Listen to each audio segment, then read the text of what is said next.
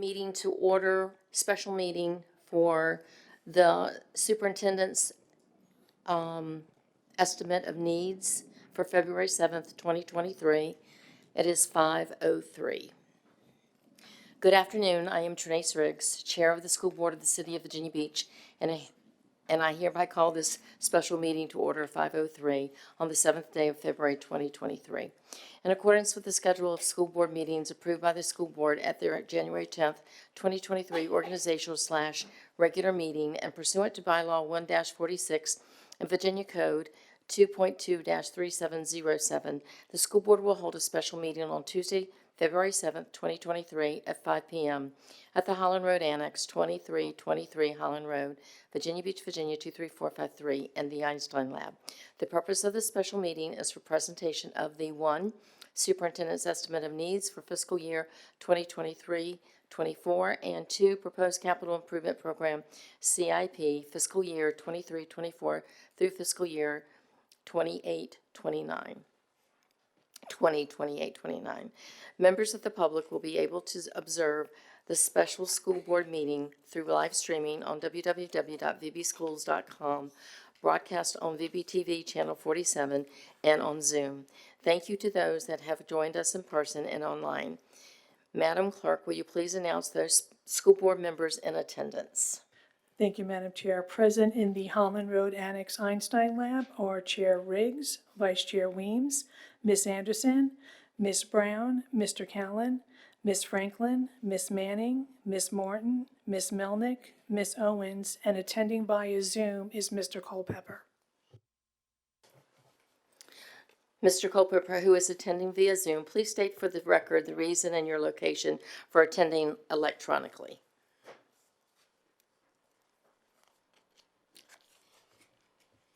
Can you hear me, Mr. Culpepper?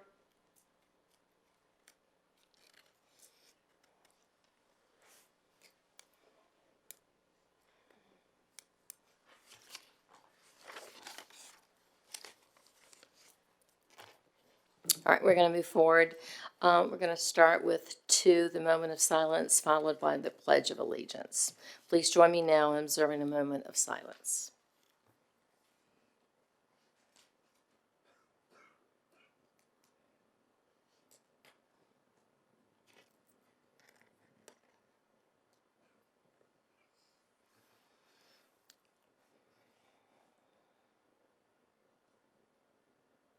Please stand as you are able for the Pledge of Allegiance.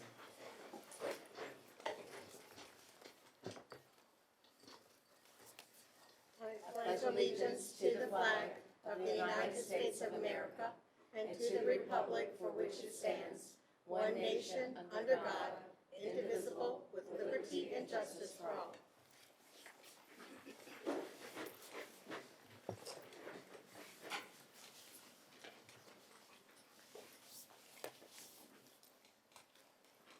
The adoption of the agenda. Are there any modifications to the agenda as presented?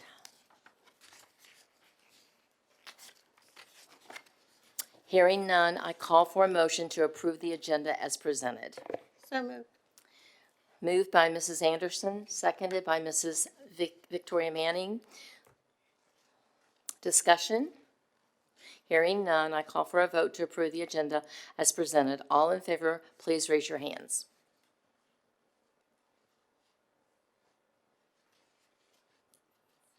Mr. Culpepper, how do you vote?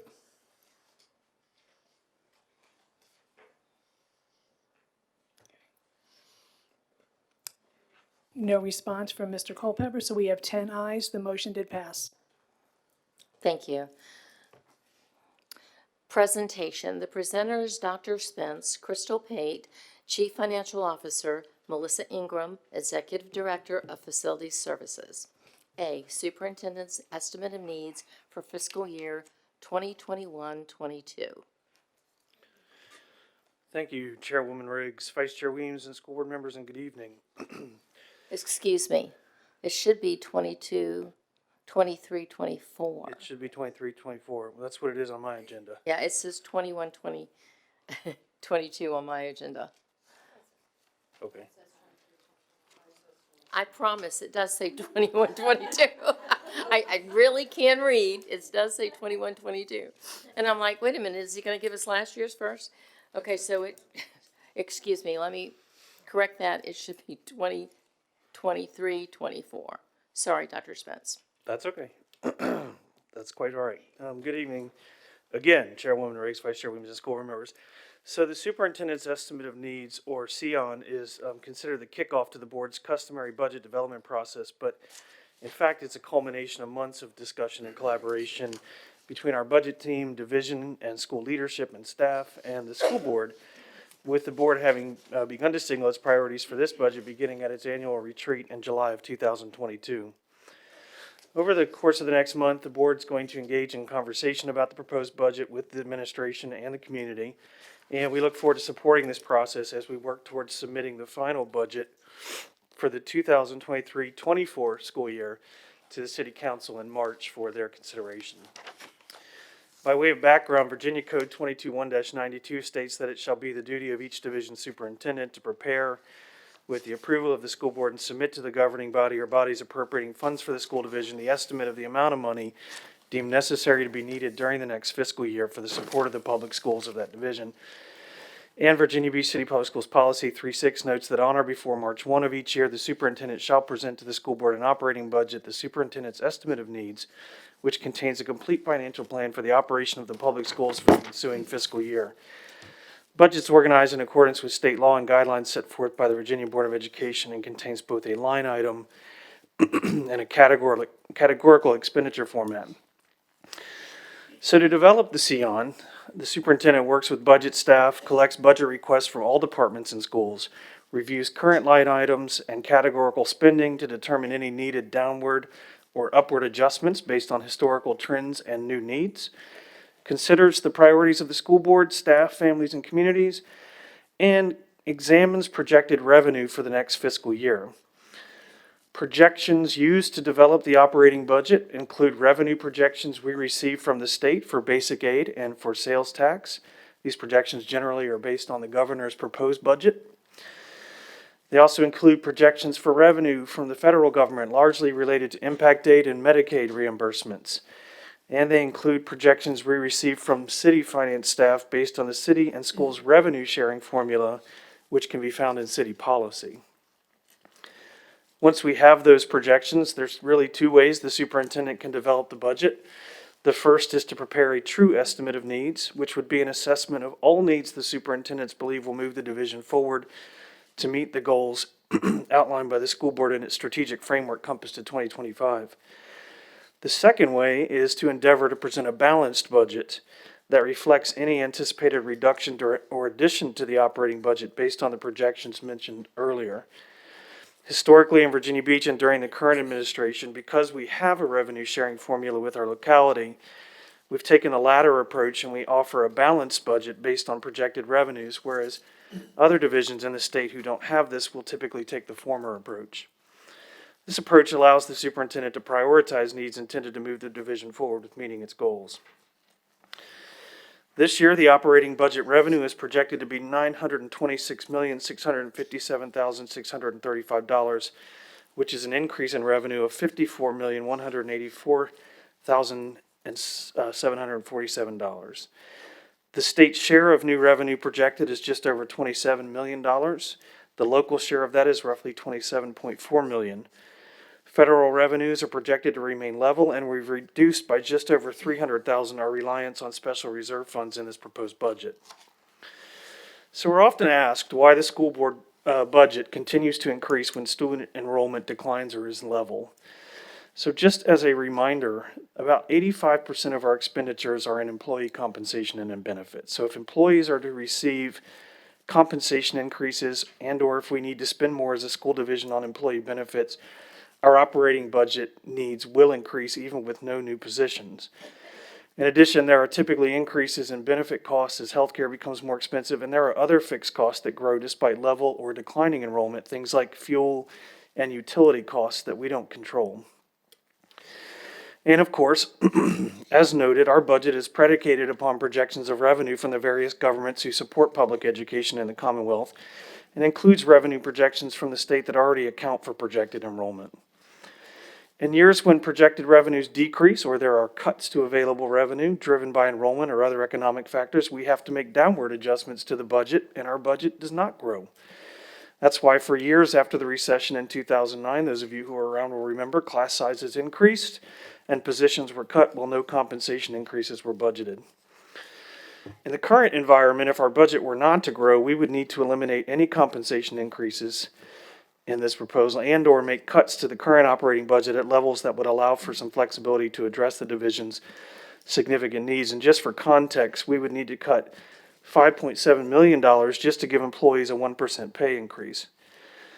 But with a proposed compensation increase of 5% in the state budget for SOQ funded positions, and I understand that's now 7% on both the House and Senate sides in the General Assembly, and with even greater needs identified in the compensation study discussed below, we know we would need to do better than that. And again, we would still need to address other areas in the budget outside of compensation, like those fuel and utility costs I mentioned earlier. It's also important to note that every year as the budget's developed, we already engage in identifying opportunities to reduce costs and make adjustments to line items based on historical trends and baseline adjustments to our positions to reflect enrollment. This CEON includes over $7 million in downward adjustments to department line items and baseline position adjustments.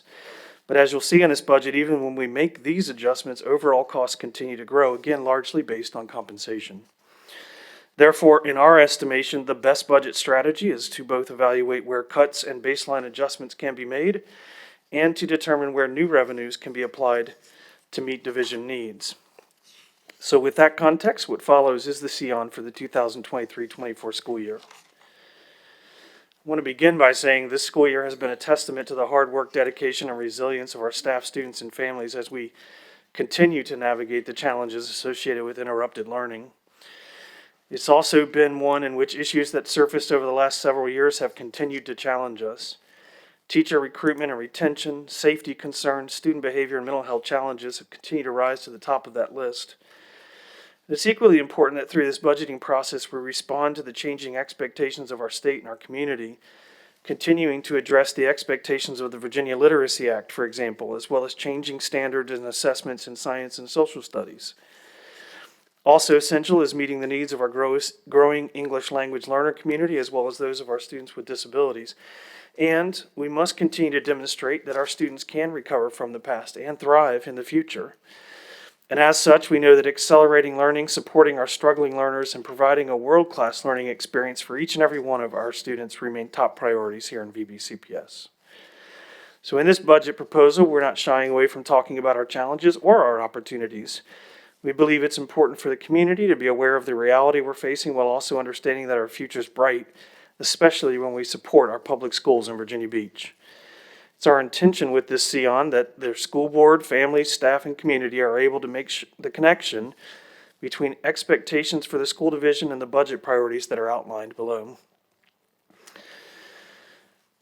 The proposed operating budget provides us with the resources we need to run the school division every day and allows us to offer a competitive salary and benefits package to employees on both the unified and the instructional scales. Offering attractive salary and benefits packages bolsters our ability to recruit and retain an exemplary workforce. For years, the school division has worked little by little at being competitive in the job market, not only for our teachers, but also for our support staff as well. And what I hope we've all realized is that in this climate, it's going to take more than incremental change.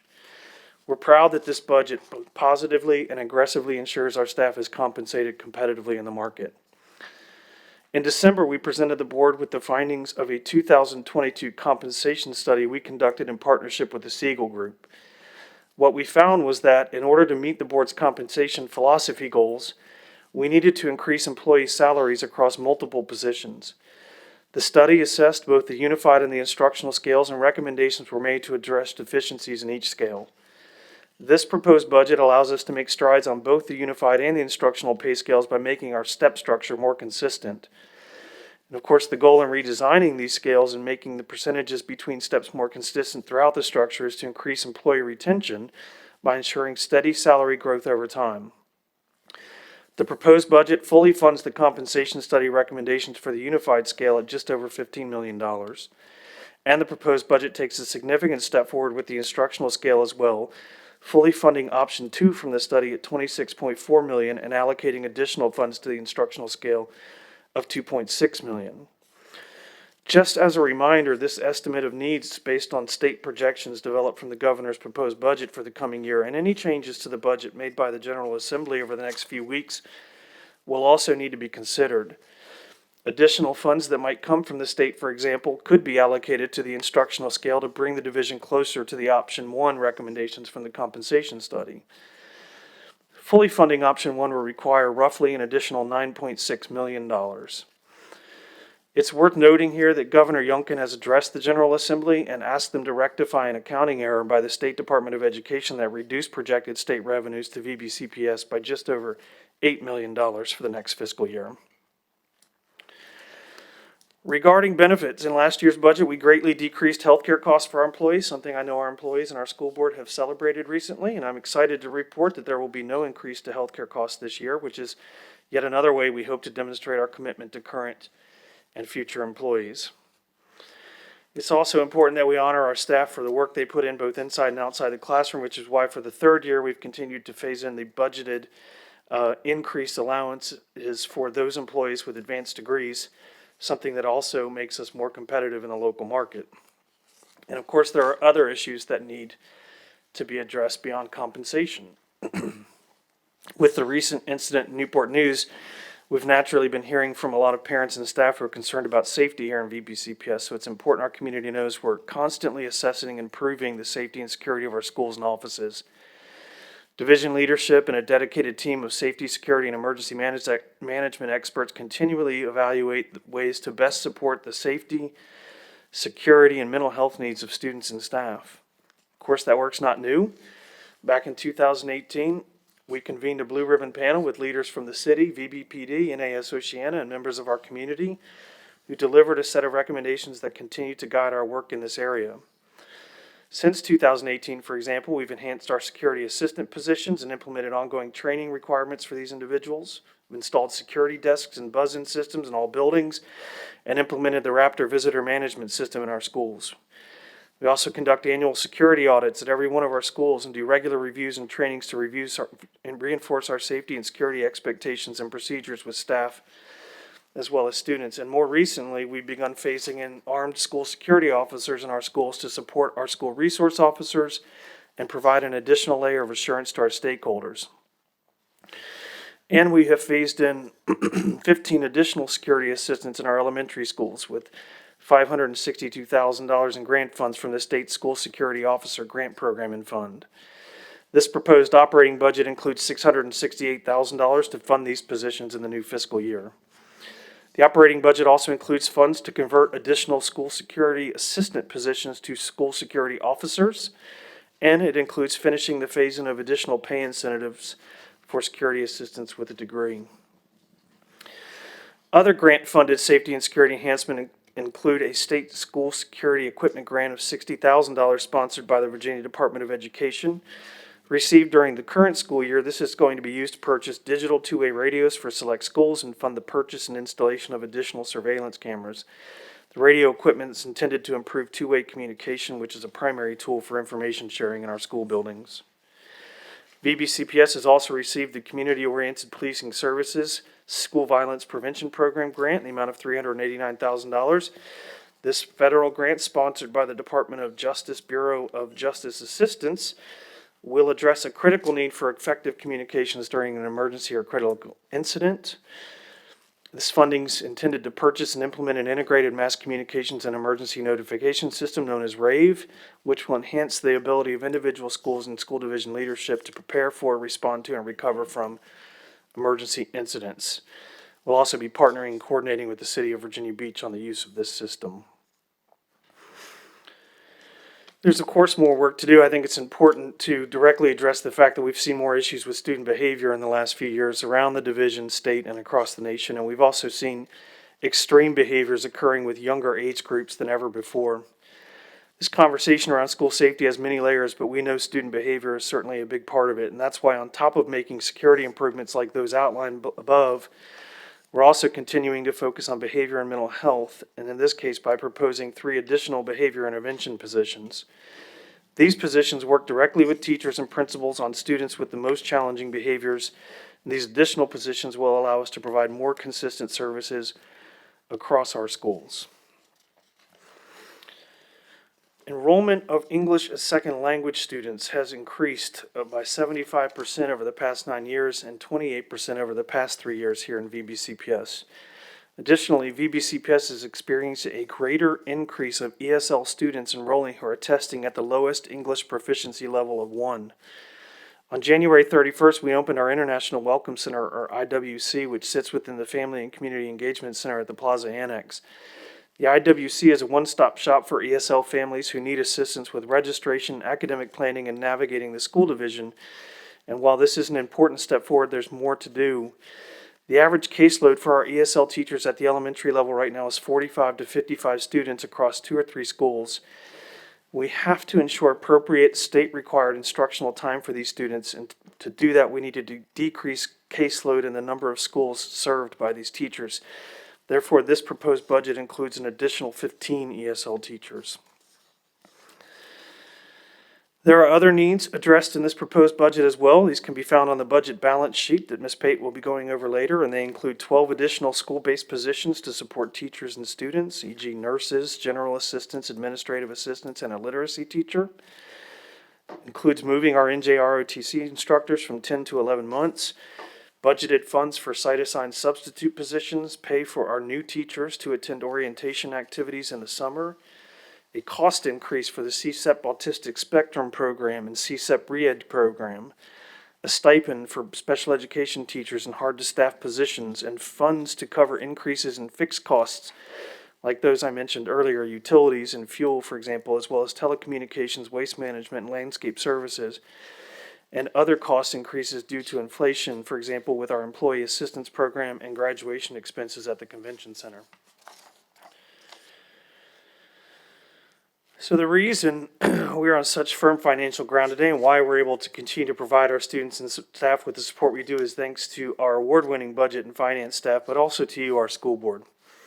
VBCPS continues to make its mark as a school division that's determined to chart the course for each individual student, and that includes inclusive, meaningful learning experiences along with the social, emotional support and skill building that will prepare them for long-term success. And we want to celebrate with you a few of the accomplishments that these budgets support. So over the last year, for the 14th consecutive year, VBCPS has continued to maintain record levels with respect to the on-time graduation rate, which stands at 94.9% for the 2022 cohort year, and a low dropout rate of 2.9%. VBCPS also outperformed Virginia rates of 92.1% for OTG and 5.2% for dropouts. Another indicator of the remarkable success of our school community is the Virginia Department of Education pass rates from the Standards of Learning Assessments for 2021-22. Even under the extraordinary circumstances of the past several years, VBCPS remains accredited, and students in VBCPS outperformed all local districts in reading, writing, math, and science, and outperformed 7 other comparable divisions in Virginia in reading and mathematics for the first time in recent history, demonstrating that our teachers, staff, students, and families remain engaged and focused on their education and well-being. VBCPS was also awarded the School Division of Innovation designation from the Virginia Department of Education for efforts aimed at providing students more rigorous, relevant, and real-world learning opportunities that help them demonstrate life and career-ready skills and result in an actionable plan after graduation. Academic and career planning is now mapped from elementary school through graduation, which highlights that VBCPS is intentional about when and how our youngest students begin to be aware of careers and how their educational choices shape their opportunities. We believe that providing work-based learning experiences for all students is a necessary part of preparing them to go out into the world, which is demonstrated through our work to expand the robust WBL models at the Entrepreneurship and Business Academy, the Advanced Technology Center, and the Technical Career Education Center to all of our high schools. It's also supported by the hiring of a full-time work-based learning specialist in the fall of 2021 and the development of systems to scale models at the 3 sites mentioned. The Nursing Schools Almanac ranked the Virginia Beach School of Practical Nursing program as the top licensed practical nursing program in the state in 2021, and the program was also ranked #1 by Practical Nursing and Nursing Process. Since the industry credential program began in 2002, over 140,000 industry credentials have been earned by VBCPS students. Each year, students have access to over 100 different credentials that link to career fields. And even during years with interrupted learning, students have earned more than 10,000 credentials annually as a validation of their career readiness, and we expect that to continue. VBCPS recently collaborated with Newport News Shipbuilding to create the Apprentice X program. This program offers 39.5 credits via distance learning from the apprentice school and is just the latest example in the continual expansion of dual enrollment in career and technical education, which currently includes Virginia Teachers for Tomorrow, early childhood education at the Tech Center, welding, Cisco, network administration, veterinary assisting, hotel management, EMT, and the entire associate's degree in business offered at the Entrepreneurship and Business Academy at Kempsville High School. We prioritize creating and fostering meaningful partnerships to enhance student learning opportunities. As such, VBCPS teamed up with NAS Oceana on Project Search, which connects high school students with intellectual and developmental disabilities to internships and on-the-job training. NAS Oceana is the Navy's first installation in the country to host the innovative program, and our partnership continues to support our military families and provide pathways to students building independence. The Environmental Studies program at the Chesapeake Bay Foundation's Brock Environmental Center, which celebrated its first graduates last year, continues to set the bar on sustainable education. The program offers a unique opportunity for students to expand their understanding of sustainable economics and business innovation, social sustainability, environmental sustainability, and natural resource stewardship. This program is first of its kind in the region and is preparing students for a fast-growing market and careers that are creating meaningful change to protect our planet.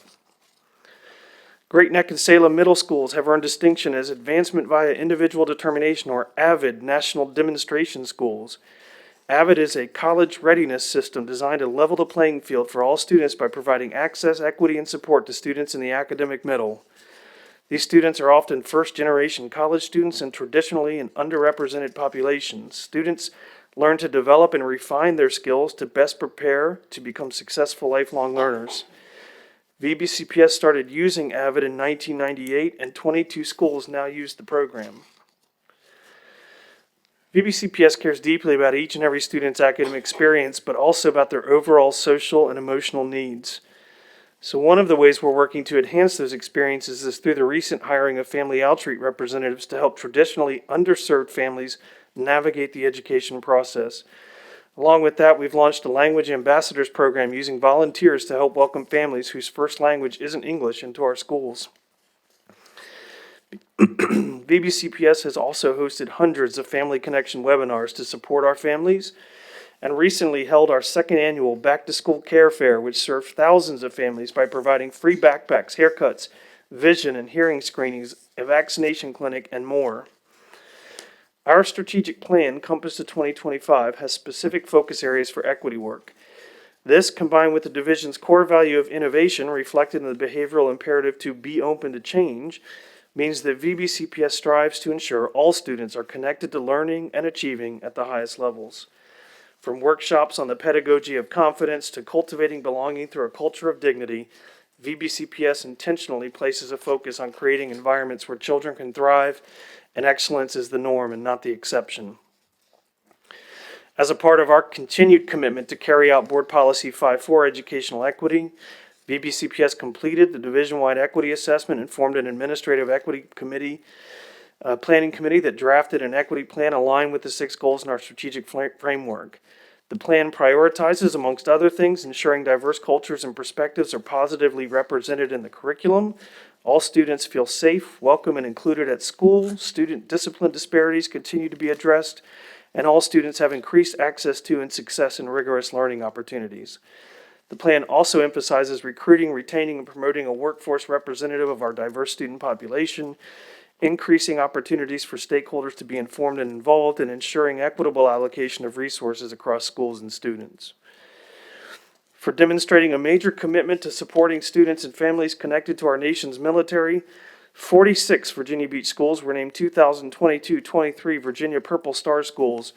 Awards are presented by the Virginia Department of Education and the Virginia Council on the Interstate Compact on the Educational Opportunity for Military Children. Bayside sixth grade campus was named a 2022-23 National ESEA Distinguished School.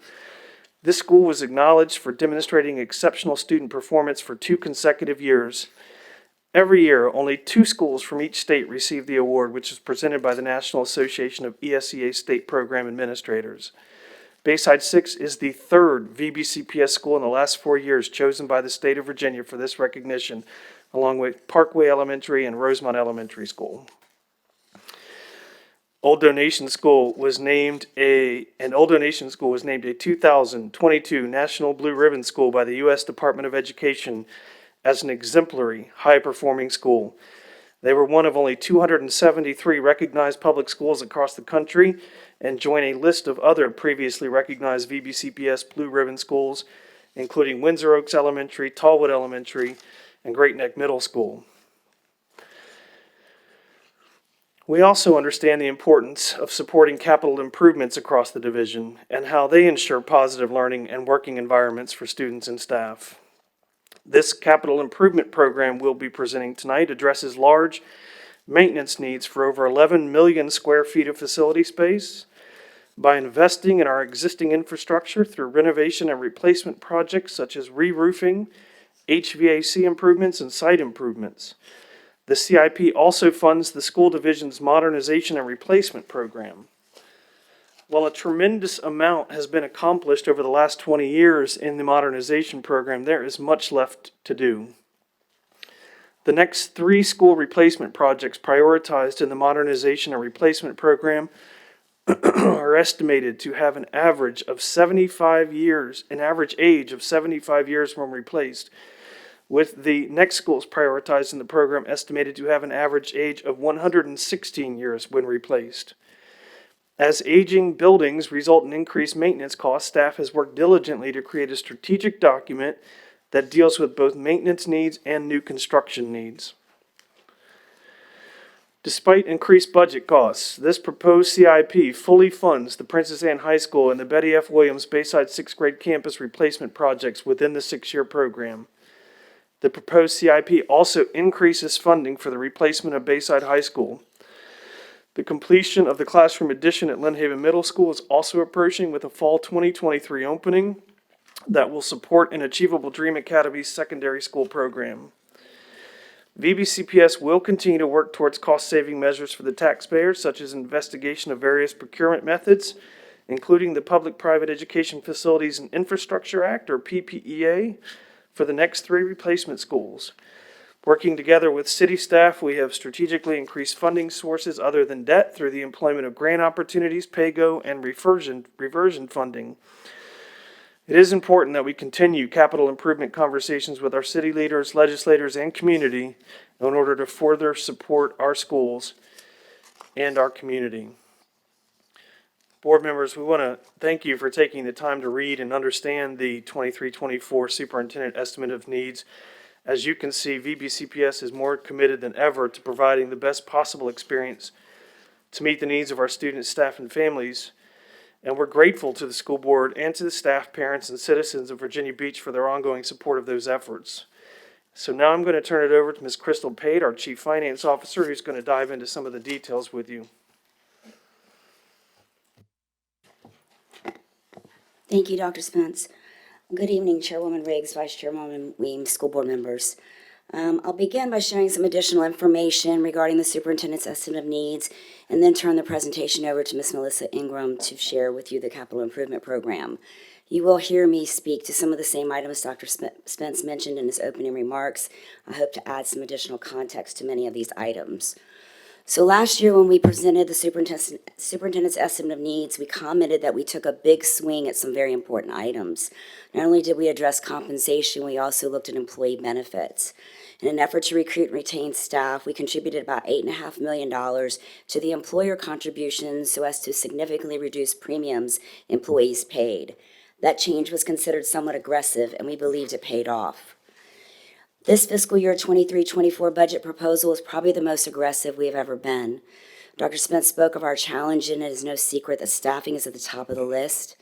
In order to put BBCPS in a competitive compensation position, the budget set out a path to ensure that we have put the most resources we could into our compensation package so that our staff are paid what they deserve for their work they do each and every day. With that landscape in mind, the first technical step of our budget process involved examining the budget across the division to initially identify base budget reductions. We review prior year budget data, actual expenditure trends, and remaining funding for each cost center. During the analysis process, division-wide base budget changes are identified in both compensation and non-compensation areas. This includes internal base changes after budget adoption and is stated based on historical expenditures and results from analysis of salary and benefit changes due to attrition and real-time staffing data. Cost savings can vary from year to year.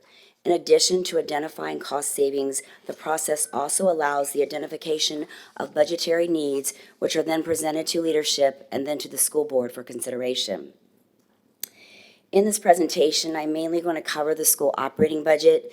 However, the estimate of needs document provides a great deal of information on the budget development process, details on the school board's funds, our budgetary priorities and challenges and highlights, information on special revenue funds, historical enrollment, and budgeted expenditures per pupil. There is also a section on personnel resource allocations and staffing standards and guidelines. This additional information may be helpful to you as the budget development process, during the budget development process. So Dr. Spence did mention in those remarks, this estimate of needs is based on the governor's proposed state budget, which is not yet adopted, and then we do expect to see changes coming out of the General Assembly. I will share with you a summary of the bills that came out of the House and Senate Finance Appropriations Committees this past Sunday. The General Assembly continues to convene and meet, and the Budget Conference Committee process proceeds toward a final budget which we will analyze and review at a later date. On the House side, there's a funding for an additional 2% salary increase, funding for lab schools, funding to ensure all students have access to a reading specialist through 8th grade, funding to support math specialists, funding for school-based mental health programs and behavioral supports, and flexible grant funding opportunities that localities can use to meet security needs.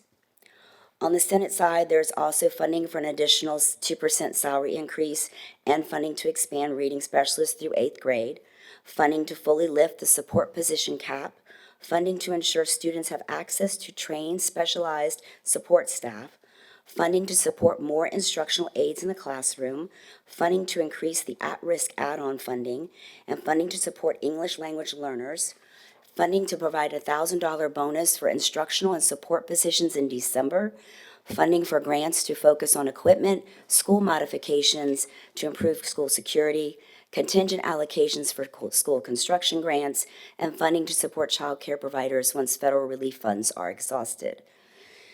So Dr. Spence did reference there was an $8 million error by the Virginia Department of Education for fiscal year 23-24 that resulted in an additional reduction in state basic aid that impacts this budget development cycle. This math error also impacted this current fiscal year, but by a lesser degree. VDOE should have reduced basic aid by the state's share of the grocery tax hold harmless funding as provided for in the final Appropriations Act. Virginia Department of Ed did not reduce the hold harmless amount from the formula, causing the same funding source to be included in the calc tool twice. While both the House and Senate have proposals in their bills to correct the impact of this error in this fiscal year, to date there is no funding in fiscal year 23-24 to address the impact. So on this slide, while we wait for the outcome of the General Assembly, I will share information on the proposed school operating budget fund and various breakdowns based on what we know at this point. This slide shows you our revenue sources and related percentages that comprise the school operating budget. As you can see, this local contribution from the city is the largest funding source at 49.8%. State funding, including state sales tax, makes up the second largest at 48.3%. The federal source comes in at 1.5%, and other sources of revenue make up the remaining 0.4%. That small sliver of the pie chart that shows 0%, that represents that very small reduction in revenue of approximately $334,000 related to year 2 of phasing out the use of those one-time school reserve funds to balance the budget. When we look at the school operating fund by major state category classification, as you would expect, the instructional portion is the largest at 73.3%. Operations and maintenance is the second largest portion at 12%. Pupil transportation is 5.5%. Admin, attendance, and health is 4.8%, and technology is coming in at 4.4%. It is important to note that these specific categories are prescribed by the state board and listed in Virginia Code. Our chart of accounts is built around these categories for budgeting and reporting purposes. This next chart shows school operating expenditures by type of expenditure. As you see and know, we are a very labor-intensive business, and combining our personnel and fringe benefits costs represents 86.1% of our budget. The remaining non-personnel expenditure types total around 14%, and most of that 14% is non-discretionary due to items such as ongoing contractual obligations, fuel, utilities, etc. So only a small portion of that 14% allows any discretionary spending or flexibility. So this slide begins the budget balancing section. It is our revenue portion. We are estimating additional revenue over our fiscal year 22-23 adopted budget from all sources to be approximately $54.2 million. Of this variance, $27.4 million is expected from the revenue sharing formula from the city. The state is expected to increase by $23.3 million. Again, this includes that $8 million reduction. State sales tax is estimated to increase approximately $3.7 million. And as mentioned during the five-year forecast presentation, we are phasing out the use of those one-time funds in our school reserve account. Last year was the first year of the phase-out. We reduced our fiscal year 22-23 budget by $667,000, and that was about 50% of the 21-22 budgeted amount. And so for the second and third year, the reduction will be about 25% of the 21-22 budgeted amount. So you can see that on the last line at the top part of this table is a reduction of the $333,591. So this next slide begins to show the detail of the final budget balancing after discussions with Planning and Performance Monitoring Committee and Dr. Spence. I'm not going to go over line by line. Dr. Spence highlighted a number of these items in his opening remarks. I'm just going to provide a little bit more of a breakdown. So again, the largest use of these additional revenues will be used to address the recommendations presented by the Siegel Group as part of the compensation study.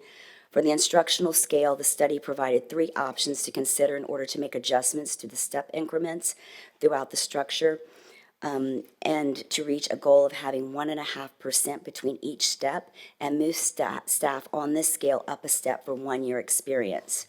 While we strive for option 1, which would have been the preference and allowed us to reach the goal in the first year, based on current funding, we have funded option 2, which is to adjust experience steps 1 through 15 to 1.25%, and steps 16 through 43 to 1.5%, and also to move teachers up a step for 1 year experience at a cost of $26,406,883. So you'll see on the next slide, there's also an amount of $2,647,045, and that's a remaining amount after funding all of our other line items. That additional $2.6 million will also go towards the instructional compensation funding and may alter those percentages as cited between the steps. So as we work through the budget, there were areas we need to address, as Dr. Spence mentioned: school safety and student support, expansion of English as a second language, population and student behavior, mental health challenges. And so our recommendation is that any non-dedicated additional revenues received during the budget development process as a result of the General Assembly action, we hope to go towards the instructional scale compensation. With regards to the unified scale, we are addressing all 3 phases of the recommendation by Siegel. This includes upgrading positions on the unified pay scale identified as high priority positions, bus assistants, cafeteria assistants, and custodians, upgrading 19 other positions on the unified pay scale identified as being below market, and realigning positions as a result of these upgrades, and redesigning the unified pay scale so between each step there is a consistent 1.3% increase throughout the structure, and that total cost for the unified scale is $15,077,961. So just to note that these figures are for positions funded through the operating budget. So the amounts I am sharing with you match the cost shared, may not match the cost shared with you during the compensation presentation because that was for all funds. Some other notable items related to staff compensation: we are funding to pay new teachers during orientation. There's $2.9 million for the final phase of increasing allowances for advanced degrees, and funding to finish phasing in the cost for security and teacher assistants who hold a bachelor's degree, which 50% of this cost was funded in the 22-23 budget. We have funded the $1,500 stipend for those special ed teacher assistants who are in the classroom with students who have extreme needs. You see the funding for $1.3 million for the 15 additional ESL teachers. And I won't go through the rest of those items that are on the list in your book. On this next slide, you see the funding for the 3 behavior intervention staff and the cost to convert secondary school security assistants to school security officers. We have over $600,000 to add 15 FTE security assistants for elementary, and that's the second year of the phase-in. 10 were added in this fiscal year. Dr. Spence mentioned the $1 million for additional special ed private school funding to meet the needs of students placed in CSAP. And just also jumping to the cost to fund the anticipated increases in fuel and utilities, it's estimated an additional $1.9 million. We also had to absorb the increase in the cost for city landscaping services, and that's mainly due to the increase in the city's compensation for their staff. And we are also funding expected increases in various contracts and maintenance agreements, as you see listed. And finally, to balance this estimate of needs, we made some baseline adjustments to personnel and fringe benefit line items using current spending levels to establish future funding requirements and realign positions taking into account estimated enrollment. We were also able to do some targeted reductions to non-personnel items where we believe the budget could be reduced based on expenditure patterns. And as I spoke a little bit about that earlier in the presentation when I described the process that we went through. And then you see that last line of the $2.6 million that will go to the instructional compensation scale. So what is next? So this past Sunday, the House and Senate and Appropriations Committee completed action on their budget bills. Today was budget crossover and, of course, the CEON presentation. We're hoping by sometime next week we should receive a calc tool from the Virginia Department of Education showing the outcome of those House and Senate bills that are coming out of crossover. The remaining month of February, we will be holding the budget workshops and public hearings.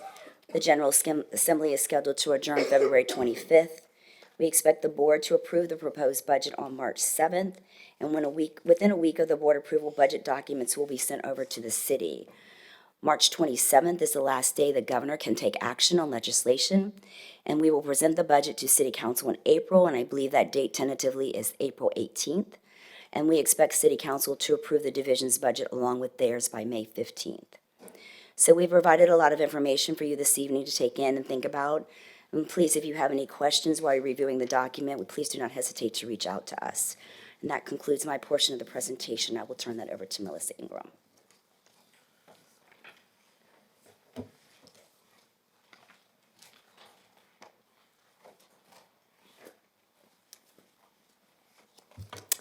Thank you, Ms. Pate. So good evening, Chair Riggs, Vice Chair Weems, members of the board, and Dr. Spence. My name is Melissa Ingram, Executive Director of Facility Services of Virginia Beach City Public Schools. I appreciate the opportunity to be here tonight for the beginning of our school division's budget process. Before I begin slides for the proposed fiscal year 24 CIP, I will begin tonight's brief with slides shared with you last week electronically as a follow-up to the joint CIP Modernization Committee meeting that was held in January with both school board and city council representatives, including school board members Victoria Manning, chair of the committee, Ms. Beverly Anderson, and city council members Rosemary Wilson and Chris Taylor.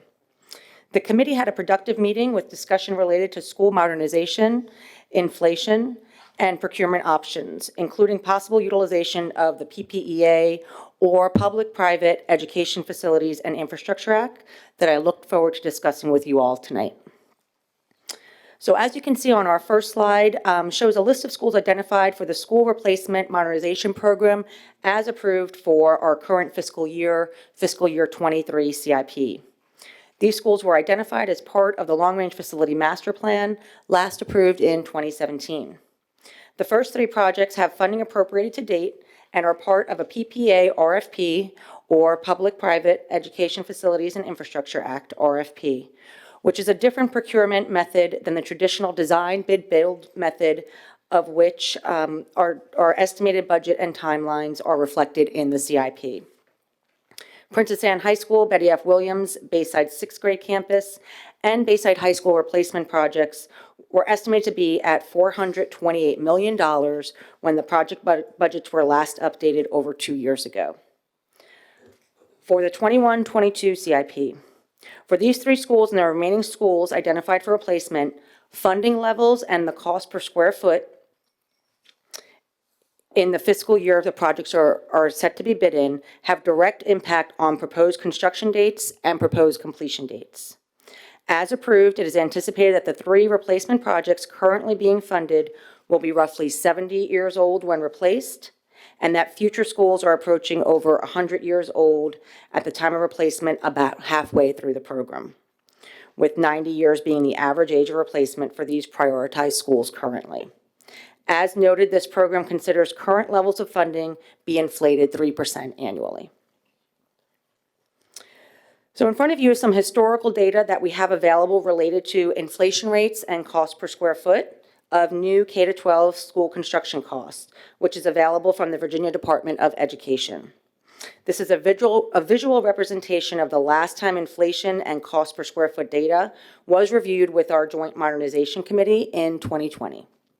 While Virginia DOE has a great amount of information, please keep in mind that the data is self-reported and could be missing project components incurred after reporting, such as change orders or other cost escalations that might be incurred as projects progress. Please also keep in mind that the cost per square foot considers construction only and does not consider all aspects of the project budgets as detailed in the CIP schedule of activities for each project, including design services, contingencies, furniture, overhead support, and inspections that comprise the whole project budget. You can see the historical data here from 1999 up to the projected 2025 with Princess Anne High School replacement project in the projection, estimating a possible cost per square foot at $450 per square foot, as the 5 to 6% inflation rate trend line for new school construction costs continues. Our last high school built, Kellam High School, bid in August 2011 and had construction costs of $210 per square foot, in line with the average cost per square foot for high schools that year in the Commonwealth of roughly $203 per square foot. So with inflation being volatile the last 3 years as a result of the pandemic, supply chain delays, and labor shortages, our office has worked with a consultant these last several months in order to get a more detailed look at the impact inflation has had on historical trends and future rates for new school construction costs. In front of you is now the historical DOE data associated with the visual we just reviewed for K-12 new construction per year that the project bid. In the left-hand column is the compiled data, and as we move right, elementary school, middle school, and high school data can also be looked at. As we've discussed in the previous slide, Virginia DOE data is not inclusive of the complete cost for the project budget. As you can also see in the compiled data columns, there are two ways to look at the data reported: as building cost only, or as total cost, which would include the building and site improvements, which is the one we will review, as our contracts consider building and site costs for new construction. You can see from 1999 that the average cost per square foot was $106 per square foot. Moving ahead in the data to 2019, the average cost per square foot of school construction in Virginia was $300 per square foot across all levels. $286 per square foot for elementary schools, $293 per square foot for middle schools, and $350 per square foot for high schools.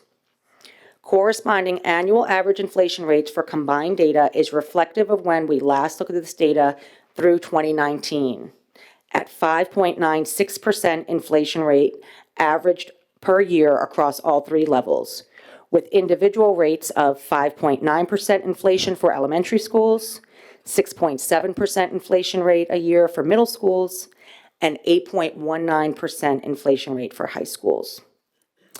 Below the baseline data of 2019, we continue to review more recent data that shows the volatility of the pandemic impact on inflation rates in years 2020, 2021, and 2022. You can see these 3 years not only had a much more limited data set for new school construction costs, with a negative inflation rate in 2020 and going as high as 40% inflation rate just this last year of 2022. So with inflation being a factor that we cannot control but have to plan for, we continue to look more closely at the most recent school construction costs with our consultant, which is above the orange line in the chart in front of you. We again looked at the last 3 volatile years of Virginia DOE data as they compared with other commercial construction data available. In looking at both historic and projected data trends with our consultant and comparing them with comparable costs reported by NAVFAC in the center columns and a variety of commercial construction data looked at by an independent cost estimator in the last column, and compared them with comparable compared these rates with the Virginia DOE new school construction. These were able to be normalized for the last 3 years, with Virginia DOE data updated to 4% in 2020, when the pandemic started, 11.85% in 2021, and 15.41% in this last year, 2022, rather than the 40% inflation rate we looked at earlier. It's important to note that commercial construction is a closer comparable to school construction than, say, roadways. However, it differs from school construction in that there are many other items that go into school construction, including auditoriums, cafeterias, gyms, science labs, tech ed spaces, sports facilities, etc. Whereas general commercial construction is comprised of large expanses of office space that can be filled with cubicles or meeting areas, but does not have the integral facilities programming that K-12 schools construction requires. Historical commercial construction costs, as well as projections, were reviewed from NAVFAC data. Facilities included in this data include a wide array of building types such as barracks, hangars, office buildings, airstrips. Historical commercial construction costs of a variety of nationwide construction cost sources such as CPI, RS Means, ENR, and Turner Construction were looked at with the independent cost estimator. Coupled with their familiarity of local commercial construction costs, the cost estimator was also able to provide projections for future years. The wide array of construction types of the comparable data sets is indicative of a lower historical inflation rate on NAVFAC projects and other commercial construction data sources used by the independent cost estimator, of a little over 3% historically, as compared with the historic construction costs of Virginia DOE new construction with an inflation rate of 5.96%. All 3 comparables looked at historic rates of inflation in order to determine future inflation rates, and all begin on this chart with a $350 per square foot for high schools as a baseline starting in 2019, looking further in projections per each variation of inflation. We can compare this baseline of $350 per square foot with the various inflation rates you see ahead in front of you. Projected inflation rates used for Virginia DOE new school construction costs considered these trends with the next 3 years as recovery years as inflation lowers to 7.7%, then to 6.37%. An inflation rate of 6.18% was then used for years 2026 and later projections. As a reminder, our high schools in the past have seen inflation rates on average over 8% annually. So we now look at possible bid dates for 2 of our high schools that we addressed in the modernization program, Princess Anne High School and Bayside High School, as we look at possible funding sources and projected budgets. We are estimating that Princess Anne High School could bid in 2025 at a cost per square foot of $575 per square foot, while Bayside High School is estimated to bid in 2034 with a projected cost per square foot of approximately $986 per square foot.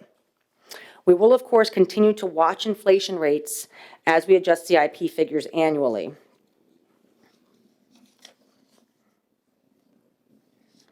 So what does this mean for the currently approved fiscal year 23 CIP as we project forward to fiscal year 24 proposed CIP? You can see in front of you are 3 replacement projects with a budget totaling $428 million. When adjusting these budgets, including construction costs and other components of the project budgets as impacted by inflation, fiscal year 24 CIP proposed budgets would be increased to roughly $714 million for these 3 replacement schools. This is dependent on the level of funding sources and when projects could be bid. The impact of inflation also has a big impact on timelines. With opening for 3 schools moved back roughly 2 to 8 years, an average age of schools when replaced changed from 70 to 75 years for these 3 schools, and resulting with future identified buildings changing from an average age of 90 years to an average age of 116 years when replaced. So in front of you is a visual representation of a historical and projected funding for the fiscal year 23 approved CIP. You can see that starting roughly in 2008, funding did not keep up with the 5% inflation rate that we had experienced over the last 20 years. Our current fiscal year 23 is outlined in orange, where you can see an increase in funding due to state construction grant funding. However, you can see as we move forward to year 6 of projected funding, we continue to have diminished buying power, causing the modernization program to get further behind on projects. Unfortunately, delays in the replacement of aging school buildings do not only impact new construction projects, but also impact maintenance costs for our aging facilities. And here's the associated data for the graph we just reviewed. You can see in the outer years of the CIP, particularly years 4, 5, and 6, funding sources are not increased due to inflation. As a school division and planning for future debt service with the city, we have worked to increase our cash contribution to the capital improvement program and decrease the reliance on debt, with additional funding in PAYGO and reversion funding sources. With funding targets not keeping up with inflation, you can see that increasing funding at a rate of 3%, starting at the baseline of $61.8 million, funding in year 6 would be roughly $71.6 million. And if adjusted for the projected inflation rate more closely aligned with historical rates, 6.18%, year 6 funding would be $83.4 million, a difference of roughly $20 million annually moving forward from current funding levels. As funding sources relate to increased use of cash for the CIP, there is action on reversion funding coming up with City Council the end of this month, February 21st. This action relates to a variety of funding sources. First shown is making whole a reduction of the state construction grants funding that was made after CIP approval. And second, awaiting action of reversion funds for the $11 million planned as a funding source for fiscal year 24, impacting HVAC and roofing. Also awaiting approval is cash funding for the 3 school replacement projects and switching of funding of roughly $3.7 million from debt in the form of public facility revenue bonds to cash in the form of PAYGO. Again, with reversion proposals supporting less reliance on debt. So with this impact that inflation has been having on costs, not only in the Commonwealth, but nationwide and globally, and the case that our funding sources are not keeping up with this inflation, the school division is working toward a possible opportunity of procurement different than design bid build in form of a PPA RFP, with the first step of this RFP to be approved being an interim agreement for a year of design services. If the interim agreement is approved and informs a benefit to the community, action will be sought for the next step in the PPA RFP process, a comprehensive agreement for 7 years of construction of the 3 schools. Schools and city staff will continue to work together to understand if the comprehensive agreement creates cost savings for the taxpayer.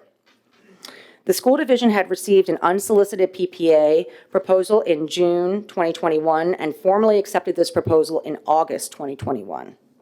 With requests from conceptual and detailed proposals put out, 2 solicitors responded to the RFP, Heartland Jordan and SB Ballard Construction Company. After interviews and a workshop on the process with school board, SB Ballard Construction Company was shortlisted, and a June 22 school board public hearing and information session was held on the proposed interim agreement, with a city council information briefing held on July 5th. The interim agreement was approved by the school board on August 9th, and action is pending by city council on this interim agreement for later this month, February 21st. The process and associated documents of the PPA RFP can be found online at the link in front of you through our website, vbschools.com.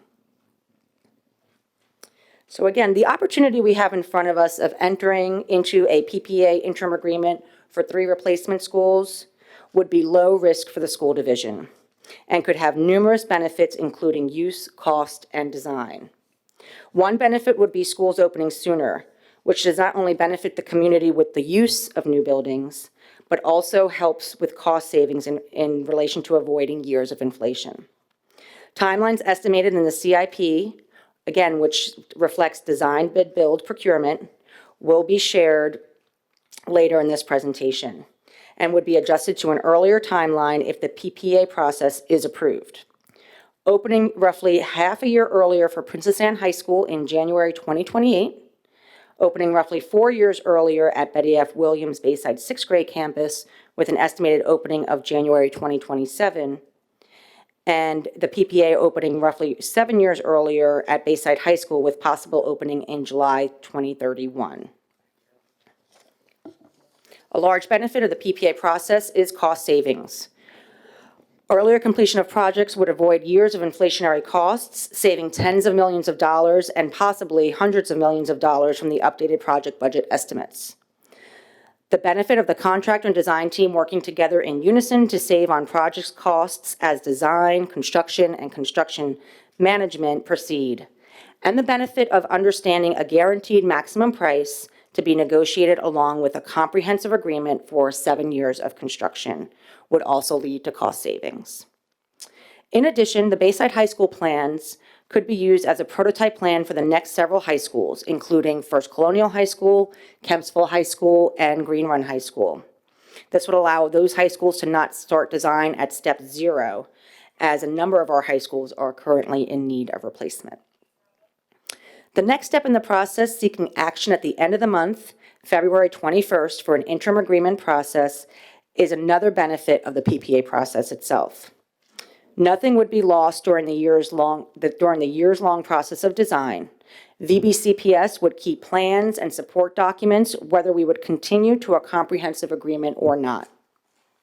Schools and city staff can continue to work together to understand the pros and cons of procuring these 3 schools under a PPEA process along the duration of the interim agreement work. With all funds appropriated for the $15.4 million interim agreement, work would be able to begin with the offeror right away if approved, with work on educational specifications and beginning of design charrettes with the community. So again, coming up for action later this month, the PPA interim agreement, estimated to last 1 year for design services, is very important to this process, as it will help to inform the complete PPA process, including the cost and timeline for the next step, construction under a PPA comprehensive agreement, estimated to last 7 years.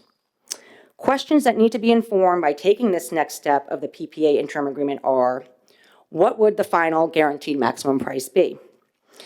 Being that the bid date for the 3 projects would be next year rather than 2 to 8 years from now, will the GMP be closer to the PPA RFP advertised budget of $428 million, or will it be as high as the projected budget of $714 million being proposed in this upcoming CIP fiscal year 24 under the procurement method of design, bid, build?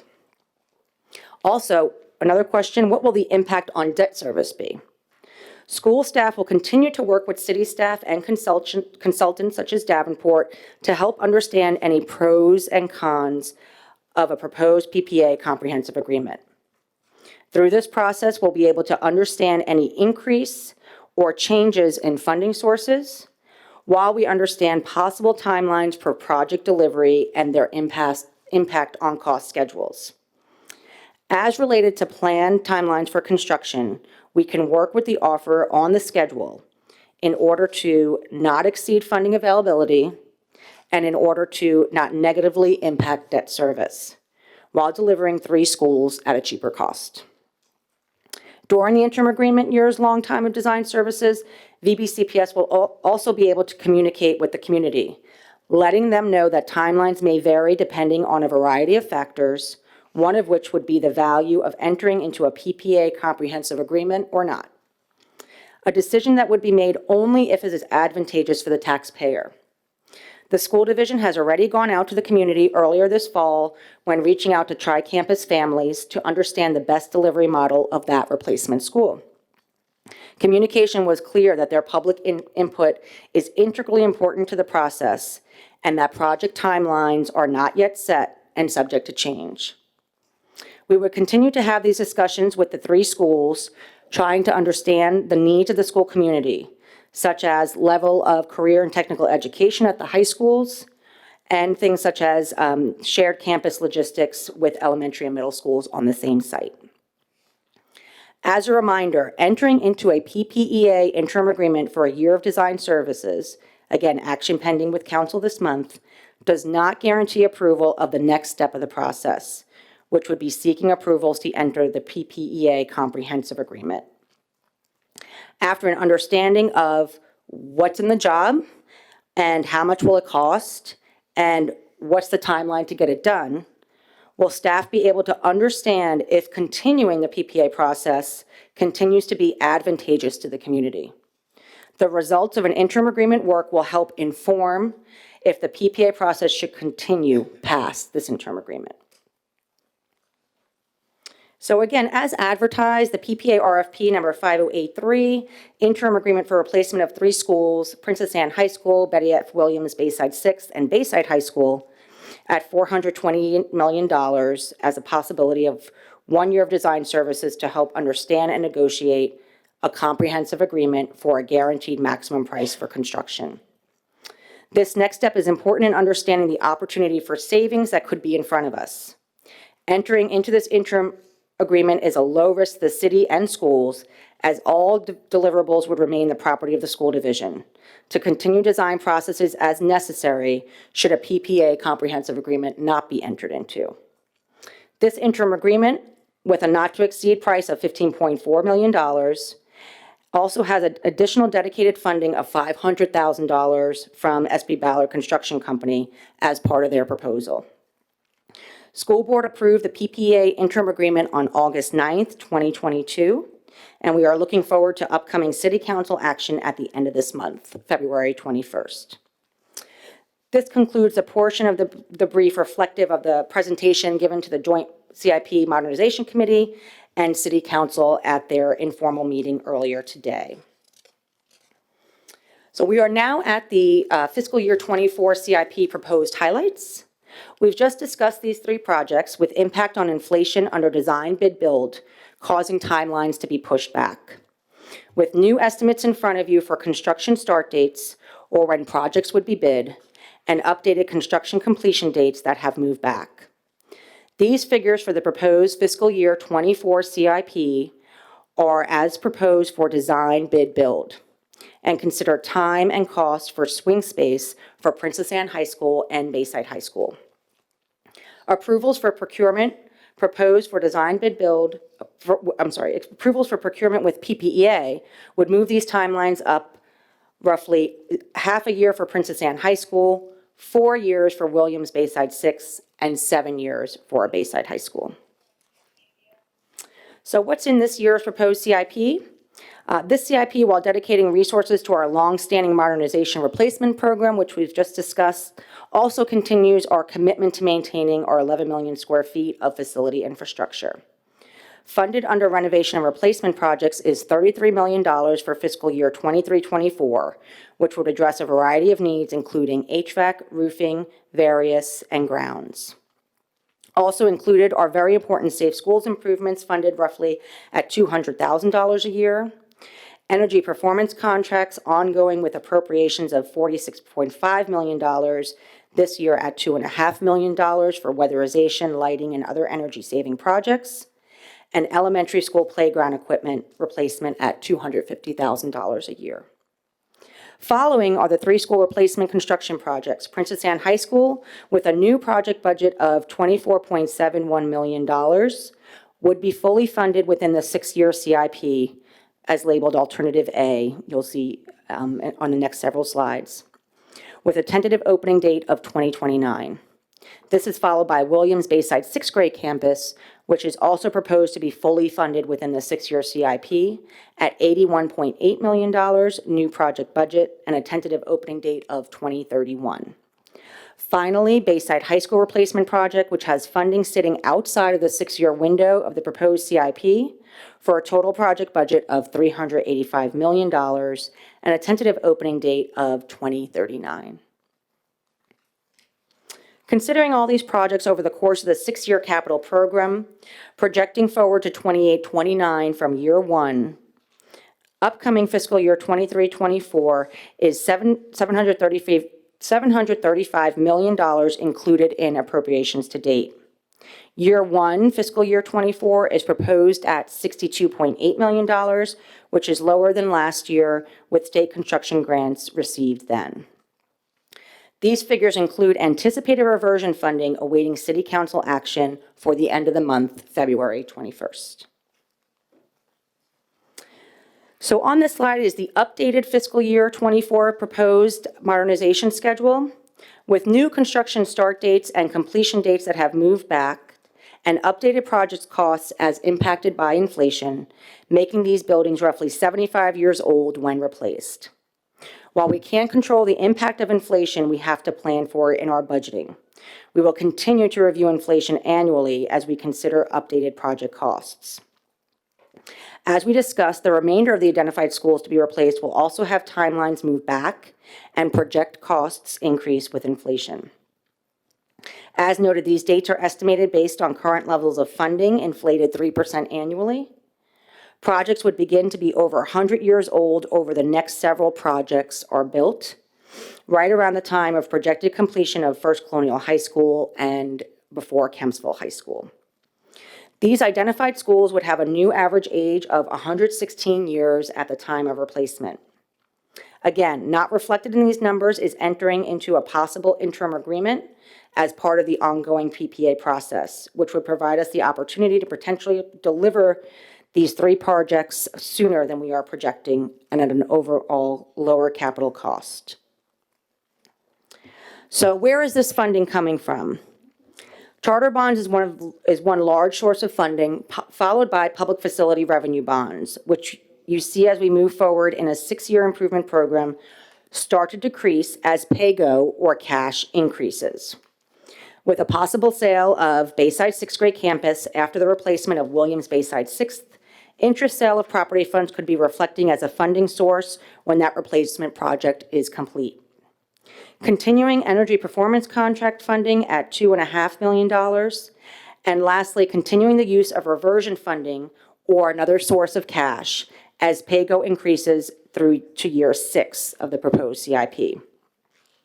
This funding source is labeled Alternative A and includes reversion funding not yet acted on by City Council, scheduled for action on February 21st, for a total of $62.8 million in proposed CIP funding for year 1. This also assumes no contribution from state construction grants, which is subject to change. So in front of you is a funding summary, Alternative A, which also includes funding not yet acted on by City Council, scheduled for February 21st. This funding summary includes updated project budgets as impacted by inflation for the 3 replacement schools. Again, Princess Anne High School will be fully funded in year 5 of this proposed CIP. Williams Bayside 6th grade campus would also be fully funded in year 6. Bayside High School continues to have funding dedicated to it, with funding sitting outside of the 6-year proposed CIP.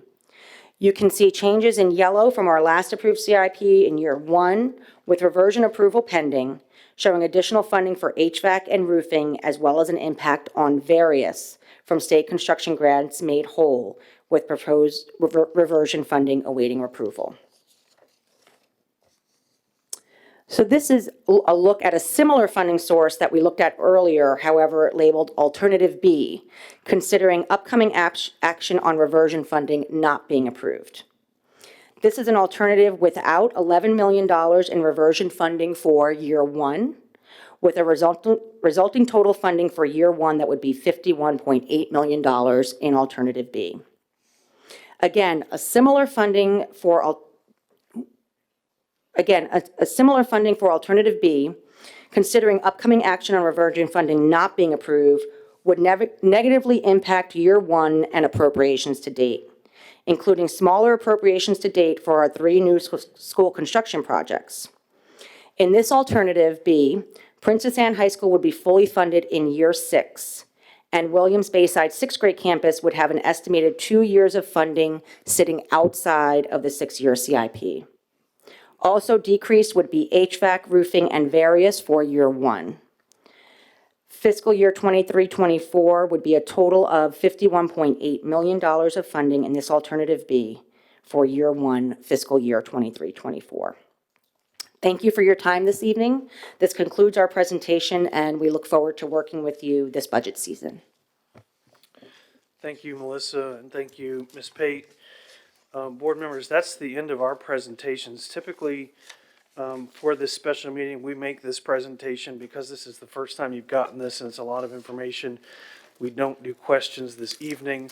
What we do encourage you to do is to take these materials home, to read through them, and as questions arise for you, if you will send those to Ms. Pate, copy me and your colleagues. The request to copy your colleagues is to avoid redundancy. Many of you may have similar questions. And then what we will do as we prepare for the first workshop, which again will be at our next meeting on February the 14th, is we'll have a list of those questions we've received and come ready with answers. Obviously, you'll probably have other questions that come up during the discussions, and that's okay, but the more questions you can generate in advance, the more ready we will be to respond at the next meeting, and that just helps move the process along. So with that, I'll just pause and ask if there's any questions from the board.